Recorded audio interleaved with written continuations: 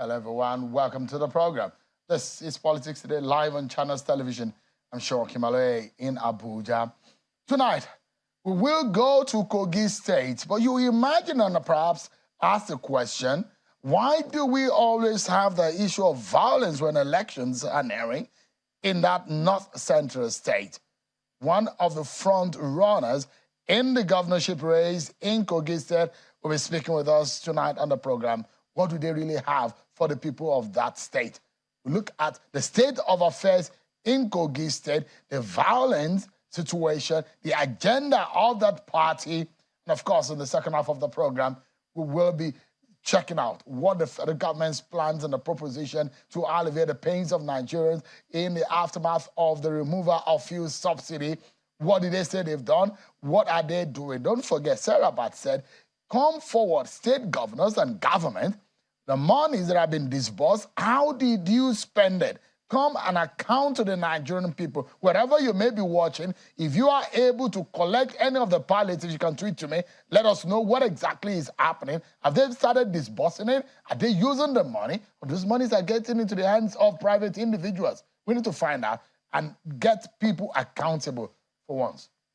Before we get into all of these conversations tonight, let's check out some of your political roundup stories.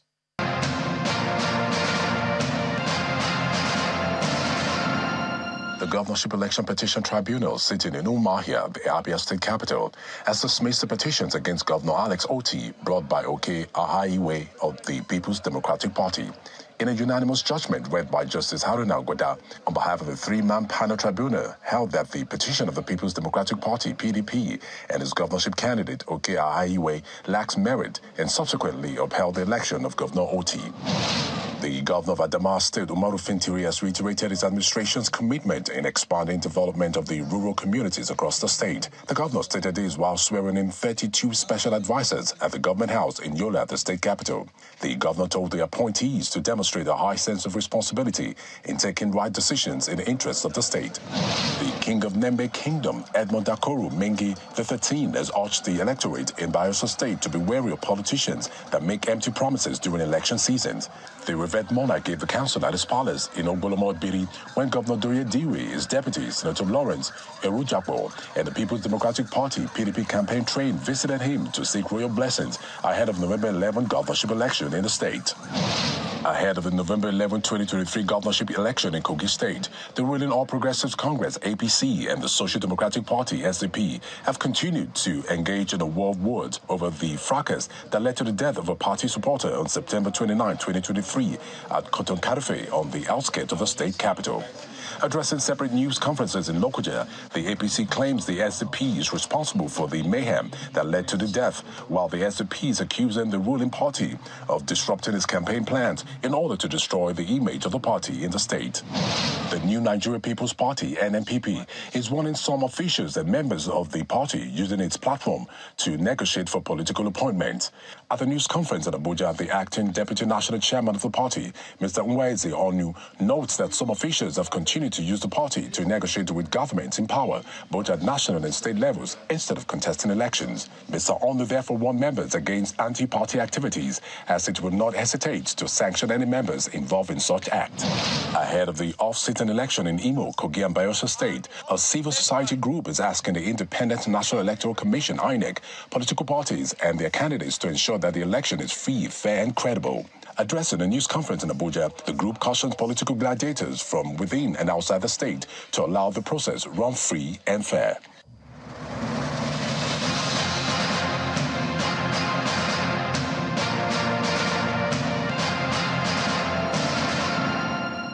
Thank you so much, everyone, for staying with us right on the program. So let's get to it, everyone. I'll be taking you to Kogi State tonight. Don't forget, 3 governorship elections will be happening on the 11th of November this year. That is going to be in North Central Kogi State, in the south of Bayelsa State, in the southeast of Imo State. And all of these 3 governorship elections were happening on the same day. Now, 2 out of those states, the governors there are seeking re-election.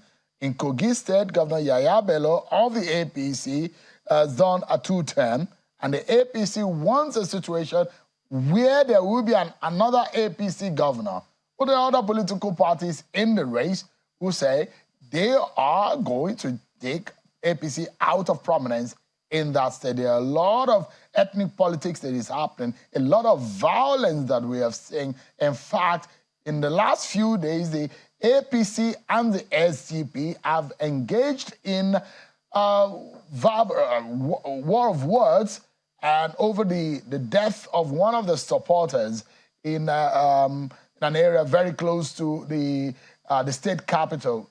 And that situation has led and a reminder to a lot of Nigerians who are watching on the sideline about the Kogi politics and the governorship election. Each time there is an election in Kogi State, sometimes it leads to some bloody situation, violence activities happening in that state. Why must politics be so bitter? It's becoming brutish. Tonight, we'll be speaking with one of the front runners in the race. He's a candidate of the ADC and a sitting member of the House of Representatives, Honorable Leke Abejide. He joins us live here in our Abuja studio. Thank you so much, Honorable Abejide, for joining us. Thank you for having me. Good evening, viewers at home. This is your second term in returning to the House of Representatives. Yes. And you want to be governor of Kogi State. Yes. Why? Well, I want to be governor to correct so many things in this state. Like what? One, to ensure there's full autonomy for our local government, whereby all our local government workers will be getting their salary in full. Is that not happening right now? It's not happening right now. What is the situation right now? The situation, they are on percentage payments right now. What is the percentage payment for? You don't even know, no staff of local government can say that this is what is receiving. Because this month you can get 15%, maybe next month 20% of your package. That is what is happening right now. Where is the money going to? Is the money not coming from the federal government? Maybe when I become governor, I'll be able to know where the money is going to. But as it is now, I don't know where the money is going to. They are not getting it in full. So, for how long has this gone? This has been in existence, I think it's been a long time now. I think this thing started from the time of Wada, when it was about 4 months for him to leave office. It started from that time. And up to now, local government workers in public officials are not getting their full salary. The former governor Wada made an attempt to pay by requesting for bailout from the federal government, but he was not given because then he was PDP, so APC was in the federal. I was at the federal up to now. And they said, okay, if they give him that money, he will use it for election. So, but the current government got it. That period of 4 months is still standing. Up to now, the percentage payment is still ongoing. And that is one of the things. Then two, if you look at the infrastructural decay in the state, it's monumental. When I move around other states, I just returned from Kogi State. You will not be happy moving around with the kind of road network we have, which we have everything, even without looking at the federal, with the mineral resources we have in the state. If we utilize it, and we utilize them, we can become one of the richest states in Nigeria. So that's two. Then education, which is even one of my key priority areas. People who know me very well, they know that I don't joke with education. I've been doing it right from, even before I got to the House of Rep, I've been assisting students in secondary school.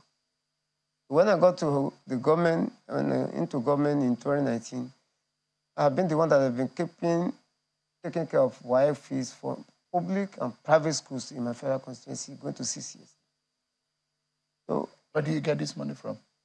Well, I have a foundation that was assisting even before I came to government. So the foundation is assisting with whatever I can get from my private business that I was in.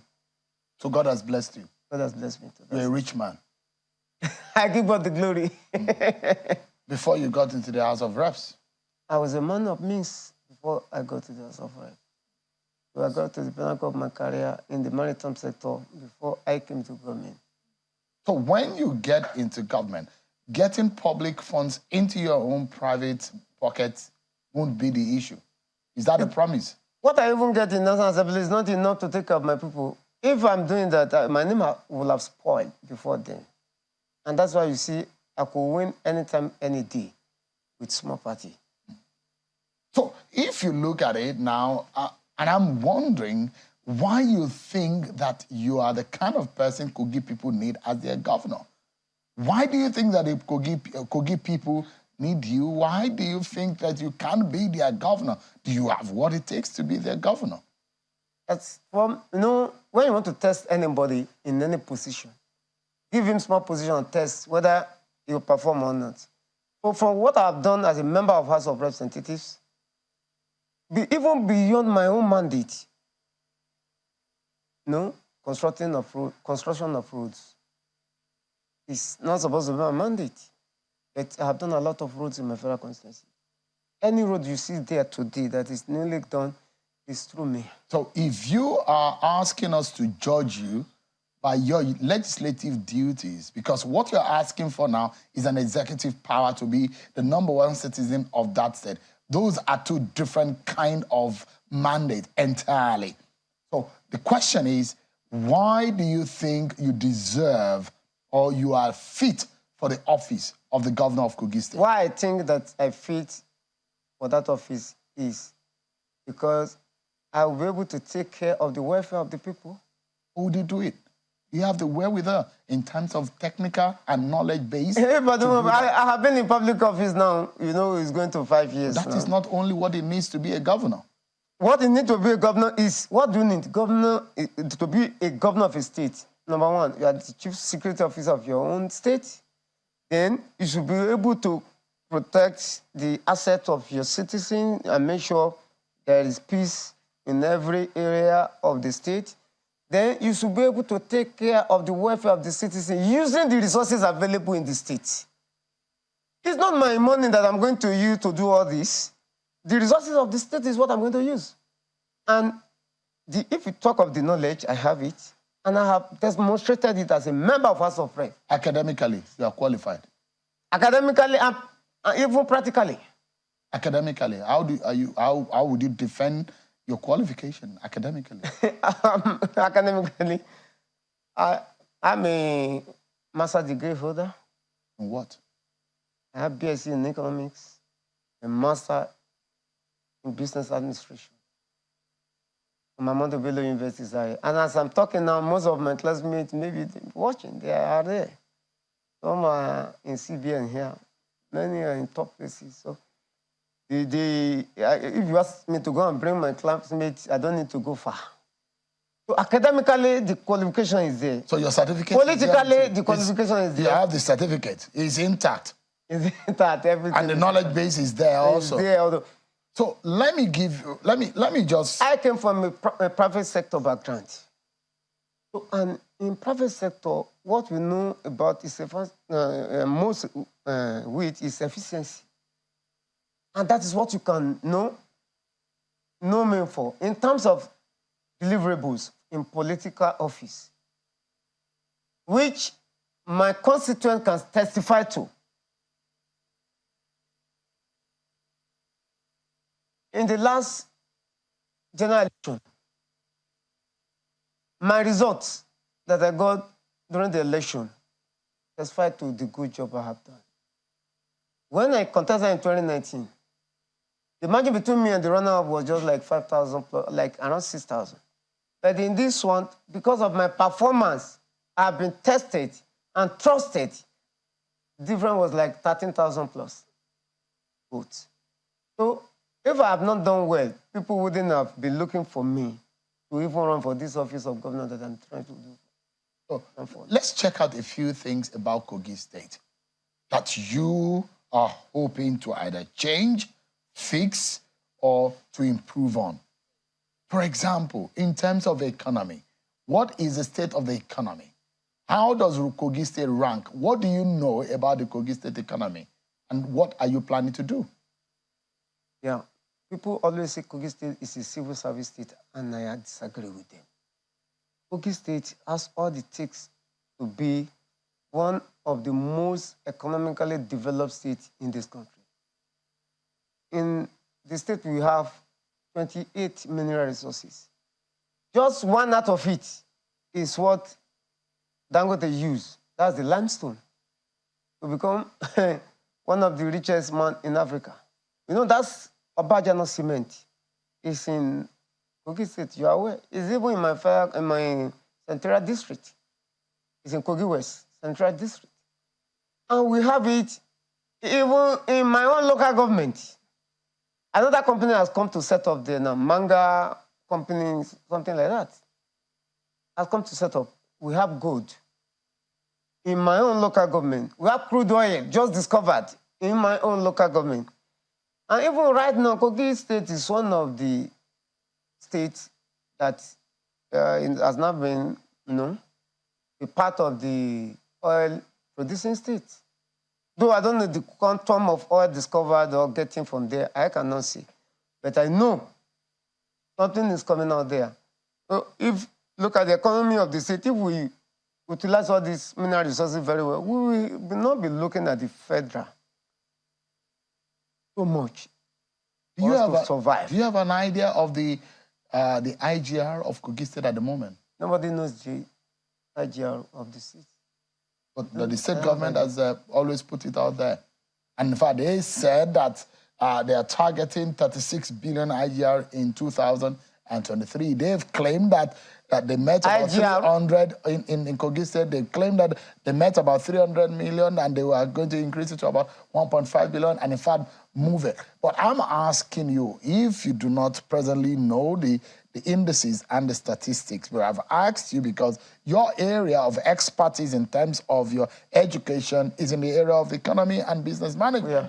So I think that your strong point should be the area of economy. And you didn't allow me to, I just talked about mineral resources. I have not talked about that area that we So if you do not know the indices of the Kogi State economy, how do you want to fix it? Can you give us an idea of the indices of Kogi State economy at the moment? Indices like? The state of IGR, for example. The state of IGR. The potentials of the state. I know if the IGR is so, is so much or is enough for them to survive, I believe state wouldn't be owing salaries. So I believe the IGR they are even generating, maybe it's not even automated for them to even know what is coming in and what is going on. But if you become Kogi governor, how much of IGR can you generate? You said your state has enough potentials. For my own analysis and from the study I have done, Kogi State can easily, from the mineral resources, from the oil, and from tourism, we can conveniently generate 12 billion. Per month? Per month. Where is the strongest, or which sector is the strongest for you to be able to achieve this? For me, I think the mineral resources is the strongest. But the mineral resources is on the exclusive legislative list. It's on the exclusive legislative list. So how do you get that kind of amount of money? There are royalties, and again, we can partner with the federal government. The federal government cannot just be taking all the resources in the state and then the state will just be empty. But as a lawmaker, you know that there's nothing you can do about it. We can partner. So what happens is the federal government takes all of what is needed away from the eyes and the hands of the state government who have the deposit. That is what the law says. Even at that, let us even assume it's still on the exclusive list. If we make the environment to be conducive for companies to come in, for federal government to be able to fully tap all these things, the royalty we get from in the state is not going to be a small amount of money. And again, I will work with the federal government to see a way of amending that aspect of the law so that the state can be a partaker in their own resources, especially these mineral resources that's abundant in Kogi State. Because that's the only way we can grow faster. Then the issue of tourism. Look at in Nigeria today. Even this country called Nigeria, the name came from Lokoja. That is the convergence of Niger area, that is River Niger and Benue, is in Kogi State. It can be one of the form of biggest tourism in Nigeria. state can develop it, that at least averagely 1 million people can come into Kogi State and go out in a year as visitors coming to look at the tourist centers in the state. I was going to Ida day before yesterday. I was on my way to Ida. After Ganaja, those houses there, if we really want to develop, are not supposed to be there. They are supposed to be like a tourist center whereby you put, all this. If you travel outside, you see seaside where they put sand. Nothing there to watch. People will just come and play and pay $100. Just maybe for 1 hour or 2 hours, they are gone. And they make millions of dollars. There are so many of that in Kogi State. But we are not having. Kogi State then we have arable land that can grow items, annual crops like sesame seeds. If you look at China, they don't use any other oil apart from sesame seed oil. And you see, Nigeria is one of the major exporters of sesame seed. And Kogi land, I have tried it. And grow this sesame seed, and we can even export proceeds from there. I have tried it as a member of House of Rep. When I came in, I gave my people seedlings, and I gave them chemical. I said, this is where the money is. They grew it, and what they made in that year made them to continue up to now. And they keep on planting, keep on making money to sustain their families. So we can do it across. Then we have a palm tree, the hybrid type now, that if you plant it today, I have done a lot. I've given up to 25,000 seedlings for my constituents. In 2 years, you can start harvesting. Those that I gave 2 years ago now, they start giving me red oil now. They are enjoying, they can sustain their family, because what they are getting there, when they sell it, they can pay their children's school fees. They can sustain the family from it. But these are going to be private interest. The question is, as a governor, how does this benefit the state? Because these are citizens of the state. If you go on a large scale. I agree, but the question is, you are talking about people farming and getting the resources in your backyard and on your soil. But how does this benefit? Because that is the question of how a governor can govern the state to the benefit of the people of the state.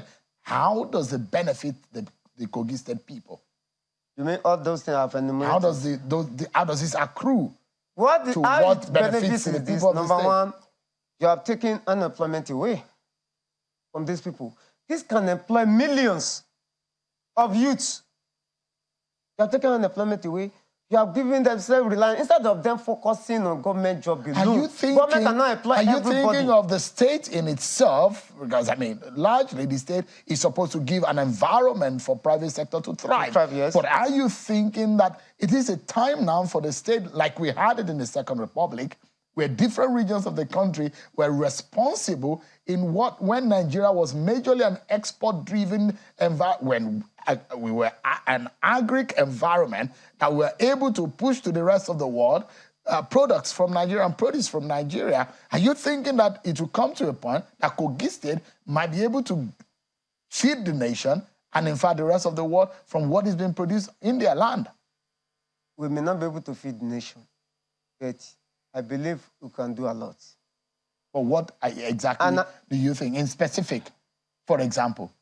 I'm going to select crops that I know that can be economic benefit to the people. I have mentioned 2 of them. I mentioned sesame seed. I mentioned palm tree. So, and these are the ones that I know. Not the issue of yam, because my people are known for planting of yam. That's why I said the orientation will change. I said, if you plant yam... So you make Kogi State a farming state? Yes. It's an agrarian state. And that's the best way to go. To make sure all those lands that have been abandoned for all those our youth that are following politicians around, when they see their mates making money, they will desist from doing that. Let me ask you quickly, why has it been difficult for your senatorial district to produce a governor since the emergence or the putting together of that state by the military government? if it is a cause, I pray God Almighty will remove the cause from us. Because if I say I know the reason, I'm telling you. When we came to Kogi State from Kwara, we came together with Ibira people, the people of Kogi Central. The people of Igala came from Benin State. So, and there was an agreement.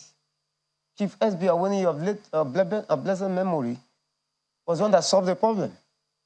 There was a disagreement who will go first among the three major executive groups. Chief SB Awoni stood up in that meeting and said, let Igala people go first. Because they have suffered so much in the hands of the people in Benue, the thief people, that Ibira people, they were governor when we were together in Kwara during Adamo at that time, that we in the West will wait for Igala to finish so that we take it. But unfortunately, when the Igala people took it, they headed onto it. This time around, we are understanding that there is some kind of talks that the Kogi West people are probably trying to form the coalition, and they're forming a coalition to present a common front. Is that true? We are working towards that. So it could be Dino Melaye or yourself. Is that the plan? Well, nobody can say anything now, but I believe we are going to present a common front. And I think I'm the best candidate that can sell to the people easily. You're better than Dino? I'm better. Than Dino? If I'm not a better candidate, I will not be winning on a small party back to back. So how do you... not only that, I'm not alone now in the House of Rep, you know that. I also came with another ADC member. But we understand that also, that the APC is talking to you for you to step down and also align with the APC candidate, Mr. Ododo. Are you listening to the APC? That can be talk. But are they talking to you? Yes, that one has been on for a long time. Are you listening to the APC? It's not APC that I'm listening to. We are discussing. I think if, based on what is on ground in the state, if Ododo also step down for me, it would not be a bad idea. You know why? Myself, I came from APC. ADC. I was the leader of APC from my side before. Something led to another thing before I find myself where I am today. So APC has not lost anything. If Ododo steps down for you? If Ododo steps down for you have been quoted to have said that the governorship candidate of the APC, Usman Ododo, could be tagged as Governor Yaya Bello's third-term agenda. Why did you say that? Because, you know, in a state like ours, we have 21 local government. Yaya Bello is from Mokene. Current governor is from Mokene. And Ododo also is from Mokene. So it's a very difficult thing for it to work, because people will be thinking, if this governor does not have anything to maybe hide, or you want to use this person as a stooge, he will not pick him from his local government. At least, even though you want to pick from Central, maybe it will pick from Adavi. That's another local government in the Ibira-speaking Central district. So is it a crime to have picked from his local government? Politics we are practicing in Nigeria is a Republican system. It's not a monarchical system. The politics of Nigeria today is presidential and federal. Yeah, it's Republican in nature. You have to do election. You must contest. Nobody can inherit the office. Is that what is happening in Kogi State? Politics by inheritance? But that is what people term it to be. Because, for example, now, even Aswaju, as strong as he is as president, the time he finished as governor of Kogi State, Lagos State, if he happened to pick Fashola from his local government, it would be tough for him. So that is why people like us are having challenges with talking together with APC. APC is not strange to me.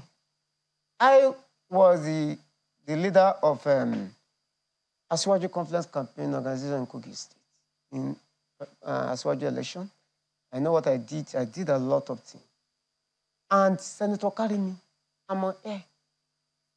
I did a lot of work for him. So you worked for the APC in the last election? Of course, I worked for Karimi to become a senator.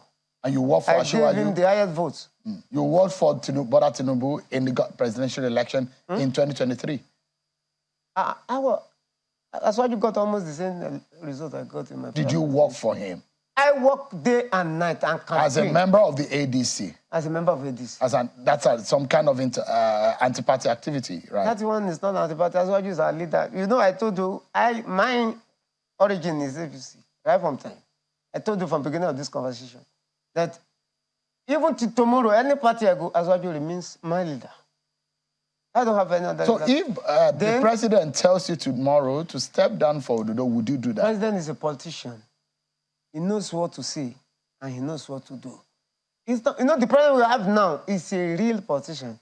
You know the implication, how my political career will be.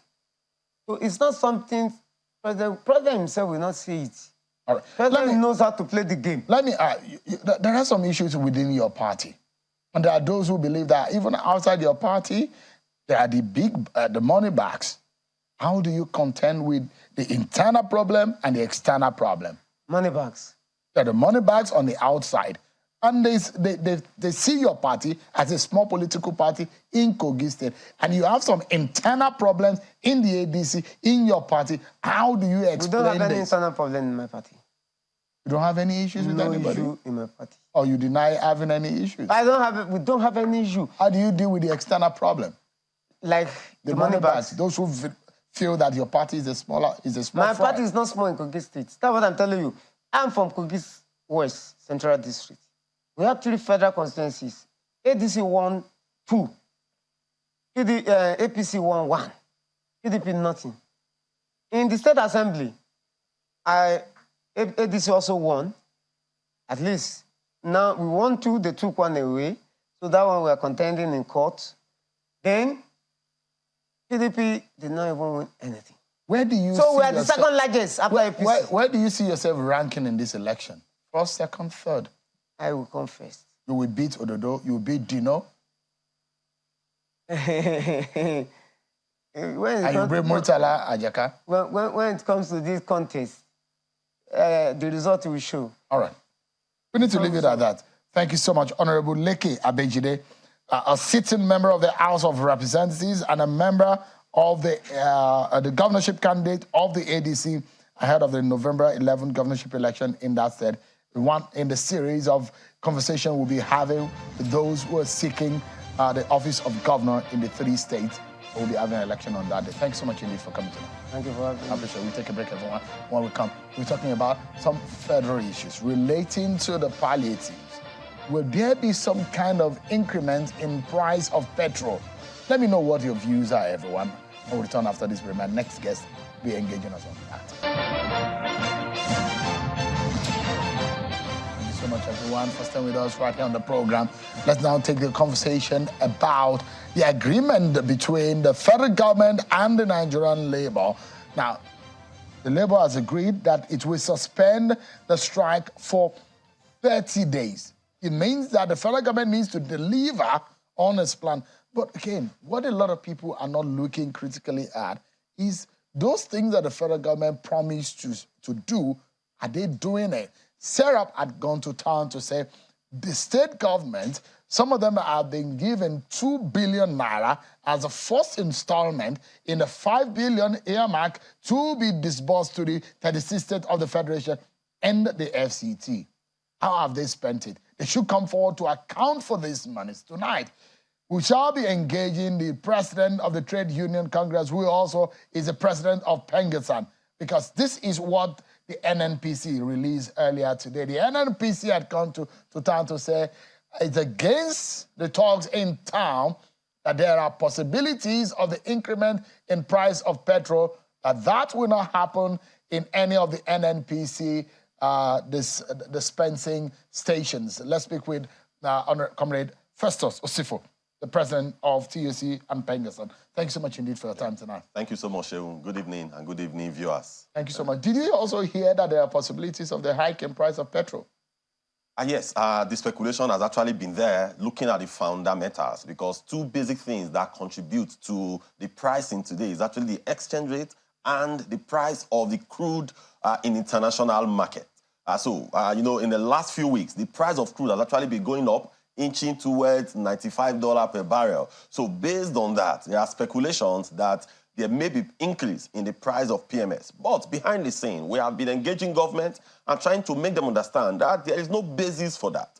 Because for us, you know, when they floated the exchange rate, you could recall that the exchange rate was moving at a very fast speed before some interventions came. That today, the exchange rate, the official exchange rate, is around $770 per 770 naira per dollar. So what we have told them is that all international agencies, if you look at it, JP Morgan Chase, if you look at it, Bank of America, and all whatnot, they have actually said that our naira today is undervalued. What that means is that our naira should be exchanging somewhere around 600 to 630 naira to a dollar. And if government is able to push it down to that range, then we could be buying PMS at a little reduced rate compared to where it is today. So we have told government that there is no basis for us to be buying PMS at a price higher than what we have today, but instead it should go down. But the controlling factor is actually the exchange rate. So if they could work on the exchange rate the way today is somewhere pegged around 770 naira to a dollar. But if the true value of the exchange rate come to bear around $600 to 600 naira to a dollar, then we could even buy PMS at a cheaper rate. Clarify for us, because you understand the oil and gas sector. Is the government subsidizing in any way since the removal of subsidy in May? Yes. So is federal government putting any money to absorb the shock? We have to be honest with Nigerians. As of today, I could tell you, if you look at the crude oil price, there's what they call Platt. So if you Google it, you could see the Platt index. If you check the Platt index, that will give you the landing, or rather the ex-factory price, the ex-depot price from Rotterdam. So if you look at it and you convert it using our current exchange rate, you know that the landing cost in Nigeria today ought to be even more than what they are dispensing at the pump. What that means is that somebody is bearing the additional cost, which is government. But Sheun, our cry is this. We should manage our FX more effectively compared to the way we are managing it today. If the true value of our FX is around 600 naira to a dollar, if that is a true value, government should find a way to manage it and get it to around that 600 naira to a dollar. If you do that, there is no need for paying subsidy. The reason we are paying subsidy today is because our exchange rate has run away. And if we continuously allow it to run, it will be a nightmare for everyone. So, Nigerians may not understand, and I am not understanding. So there's some kind of subsidy being paid by the federal government. Yes, correct. Is that right? They are paying subsidy today. Is that morally right? For government to say we have removed subsidy, and then in some backyard they are already paying for another subsidy. Sheun, you could see what has happened in the last few months when subsidy was removed. You could see the challenges that an average Nigerian has passed through. You could see that some Nigerians are sleeping in their place of work today. So it's been very, very difficult. But government has the tools with which they could use in managing the exchange rate more effectively so that the subsidy will totally disappear. But they are not using it. Where do we go from here? Because if the president had said and declared no going back on subsidy, and he had already said that we are actually subsidizing corruption. So, I mean, if that's the case, is it not another kind of corruption that we're seeing? It is the function of government to fight corruption. The reason, okay, like I said earlier. Shouldn't Nigerians be told exactly what is going on? Yes, they should come clean. Regime? Yes, the government has to come clean. In reality today, there is subsidy because when the earlier price was determined, the price of crude in international market was somewhere around less than $80 to a barrel. But today it has moved to about $93, $94 for Brent crude per barrel. So because it has moved, then the price also needed to move. The only reason the price will not move is when you are able to manage your exchange rate effectively and you are able to pump in supply and bring down the exchange rate. So if the exchange rate comes down today, we will not be paying subsidy. But with the exchange rate value and also the value of, or rather the price of the crude international market, we have introduced exchange. It was supposed, the removal of subsidy is supposed to put the regime in an autopilot, determined by the forces, the market forces. But it looks like the federal government is manually controlling it to put a shock on the effect of it. Is that what they are trying to do? Yes, I also see that probably the federal government has also woken up. They have also seen that allowing the subsidy to go fully the way it was, and with the price of crude going up, Nigerians are going to pay more. So the sufferings will increase compared to where it was before. The fear could be the outcry of Nigerians. Absolutely. In the possibility of increment, a further increase in the, and what labor is, the pressure labor is putting on the federal government. Yes, that's correct. Because if today you increase it again, you are doubling the pains of Nigerians. If you increase it today, if everything has gone up in Nigeria by over 200, 300%. So if you increase it today, what you are doing is that you are moving it from about 300% probably to 400 or 500%. Is this federal government sincere? Sincerity could be relative. For us, I think they should come clean and be much more transparent. Absolutely, that's my question. Yes. Because if they say subsidy is gone, and a few weeks down the line, they're paying on the back door subsidy, is it sincerity to Nigerian people? For us in labor, anything that will affect the plight of Nigerians positively, we are in for it.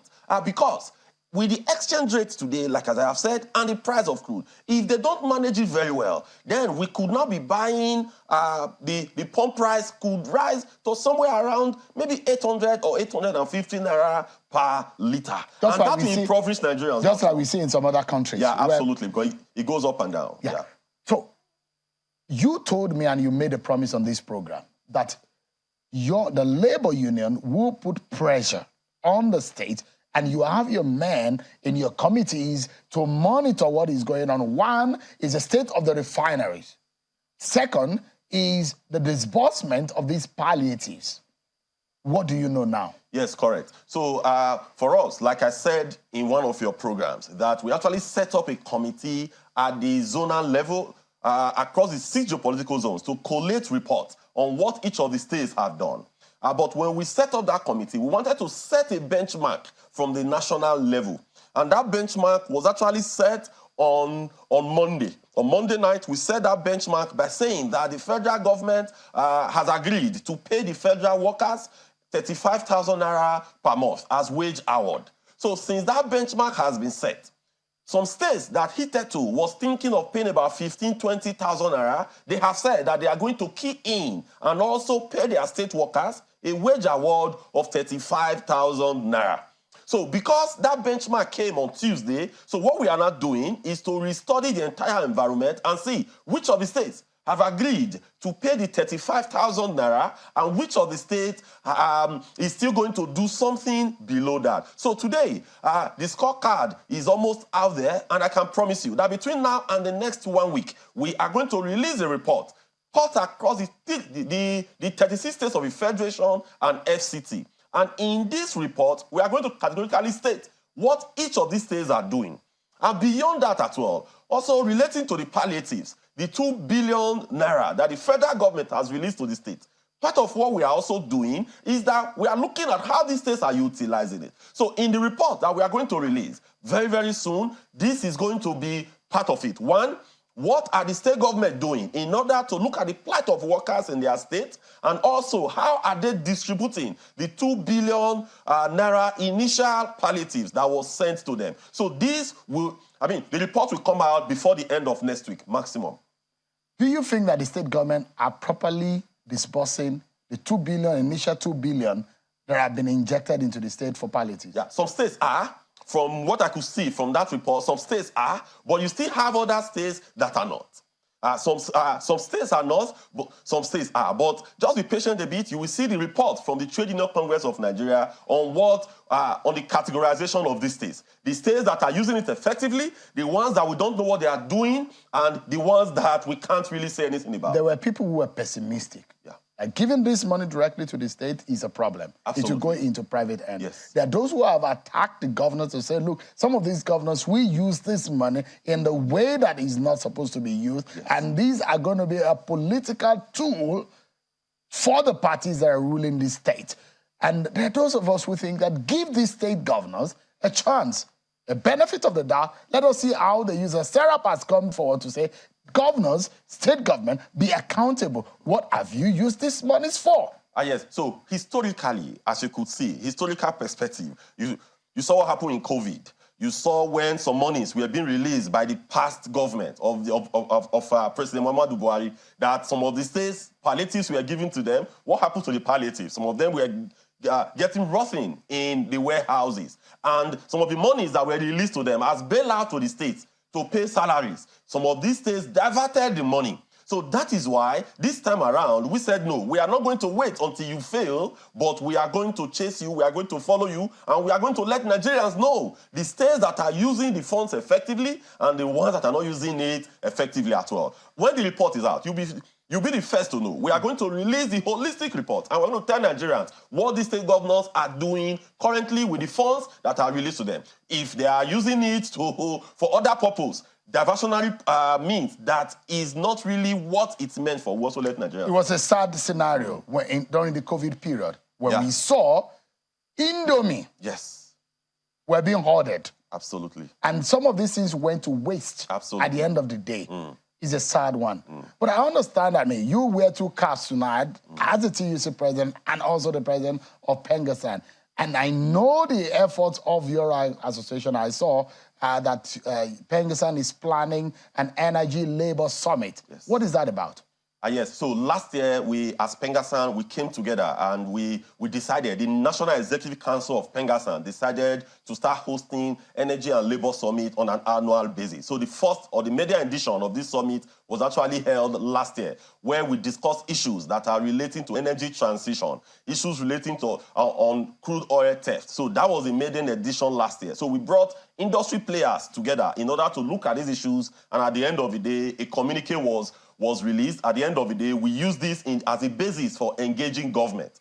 So this year, between October 9th and October 11th, is going to be the second edition of this Pengasan Energy and Labor Summit. That's from Monday. From Monday to Wednesday next week. And the theme for this year is actually on the petroleum downstream deregulation, gas utilization for sustainable energy future. Because what we are trying to do is to look at principally the issue of gas. If you see today, Sheon, today Nigeria produced 33% of the Africa gas production, or rather reserves. We have about 208.83 TCF, which is trillion cubic feet of gas. We strongly believe that if we develop our gas infrastructure, if we develop our gas reserves and the value chain that will come with it, it has the propensity of lifting millions of Nigerians out from poverty. So that is why in this year's program, we are going to focus and zero in much more on gas development. We are going to zero in on how we could use gas to power the Nigerian economy. So we're bringing stakeholders together, we'll be bringing industry players, we'll bring them together for 3 days between Monday and Wednesday. Then on Wednesday, as Pengasan, we also do a corporate social responsibility, a CSRO project. So this year, like we did last year, we are organizing an essay competition across the length and breadth of the country. So last year, we had essay competition for JSS1 as well as for SS1, where we brought over 1,000 people applied, and at the end of the day, we brought down 6 of them, and we gave them awards. We are doing the same thing. What are you hoping to achieve with this? Yes, what we want to achieve is to draw, because as trade unions, in Pengasan, we have cream and de la cream of professionals in the oil and gas industry. So what we'll do at the end of the day is that we will harness from all stakeholders, from our members, there are various thoughts on what we could do in order to deepen our gas infrastructure and deepen our gas development in Nigeria. Sheun, the PIH came 2021, And this is the first time that we have a law that has said a lot of good things about gas, that has told us the way forward and the way to go about gas. So we want to see the 50 sections in PIA that are dedicated to gas. How far has government implemented this? What can government do in order to boost gas production in Nigeria? Because we strongly know and we strongly believe that when government invests or create the enabling environment for investors to come and invest in gas, what is going to happen is that our membership is going to be strengthened. What will happen is that the Nigerian economy is going to be better for it. Shehu, you know every year how much the NLNG pays to the Nigerian government as dividends. We strongly believe that there is a brass NLNG that has been in the state of comatose. Today, we have the AKK pipeline, we have the OB3 pipeline. All these today, we can deepen it and we can do much more so that the man living in Borno, the man living in Sokoto, the man living in Kwara would be able to have good access to gas. So what we hope to achieve is to draw the attention of government. You know, as labor unions, like we always say, that our last tool is strike. But first of all, we want to be involved in the policy making of government, in the process of policy making, so that when we come up with our communique, we will sit down with the Minister of State for gas, we will sit down with the Minister of State for oil, and we'll be able to push them and get them to act. We would not wait when all these policies must have failed, then we go on strike. No. As a responsible organization, association like Pengasan, and as a senior staff association, we must be, you know, at the forefront and at the vanguard of policy formulation and making our thoughts known to government. So you have invited government people and yes. stakeholders in the industry. Absolutely. Yeah, the National Air Company will be there, the NUPROC, NMDPRO, NCDMB, these are all government. Because those the in the private sector. The downstream that you have mentioned is in a total mess, which needs some form of reform. And a lot of people would think that even in the aftermath of the signing of the petroleum industry bill into law, we should be seeing some level of sanity. Yes. But it doesn't look, what do you make of the regime of the new, the Minister of State for Petroleum? Yes, they are just coming in, so we are still trying to, I think they are still trying to settle down. So for us, it is not just about the Minister of Petroleum. We have agencies in the downstream. We have the NMDPROA, who is responsible for both the midstream and the downstream. So we have our members also working in that establishment. So we are encouraging them to do everything possible to unleash the gas infrastructure, to do everything possible to attract the necessary investment in gas development, not just gas enhancement and development alone, but also the value chain that goes with it. Shehu, you could realize that in Nigeria today, what is the population of people that are using gas in their homes? In Nigeria today, we are discussing about the CNG project.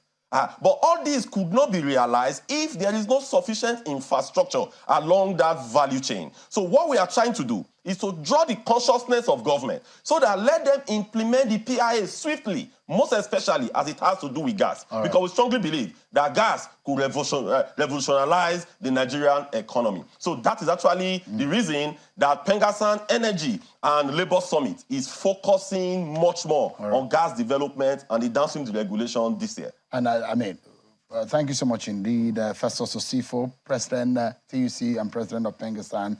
We are holding you and your colleagues in Labour accountable, and we are holding you because you have promised that you will hold this government accountable. Absolutely. In terms of the disbursement of these monies. Absolutely. And in these 30 days window, we are hoping government will do the right thing. Absolutely. By Nigerians. Thank you so much indeed. Thank you so much. I wish you and your colleagues the very best. Thank you so much indeed. But that's our show for tonight, everyone. Many thanks for watching. I'll see you on Sunday, 8 p.m. I've got some package in the bag for you. I'll see you then. God bless Nigeria, everyone, and good night.